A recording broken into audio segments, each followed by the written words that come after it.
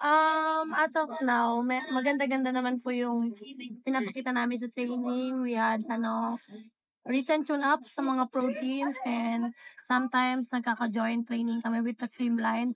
Malaking bagay siya for us kasi nakikita namin yung sistema talaga ni Coach Sherwin and kung paano namin pwede pang may adapt.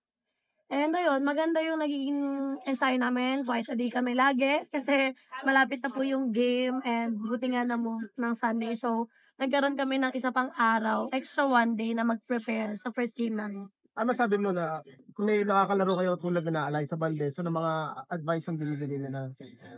Syempre masaya and at the same time nakaka-challenge din siya for us. Kasi yung Creamline champion team siya. And yun din, matagal si Coach Sherwin doon, yung sistema ni Coach Sherwin, parang naka 100% adopt na yung Creamline. So kami paunti-unti pa namin siyang pinupulido. And pag nakikita namin siya na ginagawa ng Creamline, na-amaze pa rin kami kasi parang, ay, may chance na pwede kaming maging ganito. May possibility na pwedeng maging ganon kaganda yung galaw namin pag pinatuloy namin yung pagmaster dun sa system ni Coach Sherwin. Bella, yun nga yung success ni Coach sa pro tapos yung championship nyo last year. Siyempre, mas mataas yung expectation ngayon. Paano nyo lang in-handle yung ganong challenge? Syempre hindi naman mawawala yung expectation ng ibang tao sa amin. Kahit before pa naman laging nandyan yung expectation ng mga tao. May masasabi at masasabi sila maganda o pangit man yung laro namin. So lagi ko lang sinasabi sa team ko na mas kilala namin yung bawat isa.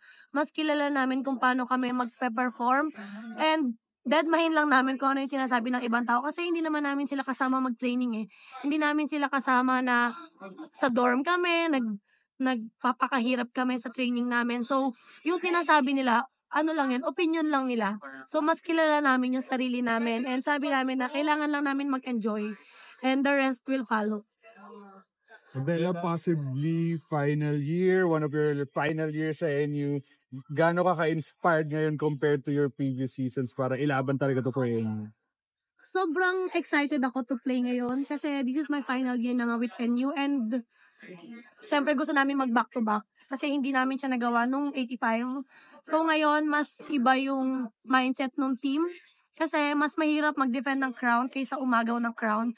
So sabi namin sa sarili namin na dapat ready kami sa mga challenge na pwede iharap sa amin ng bawat team. And at the same time, ano yung mga challenge na pwede namin harapin as a team. Like, syempre merong inside na challenge, hindi lang manggagaling sa ibang team. Meron din syempre sarili namin kung paano namin i-handle yung bawat emotions namin. Pag may mga instances na mga pangit ang mangyari, pangit ang maging laro. So yun, very excited lang ako na kung ano pa yung pwedeng ipakita ng team namin. Kasi yun nga, bagong sistema, bagong coach na naman. Pero yung team intact pa rin, yung chemistry ng team yun yung nagpapabuo sa team namin ngayon. Bella,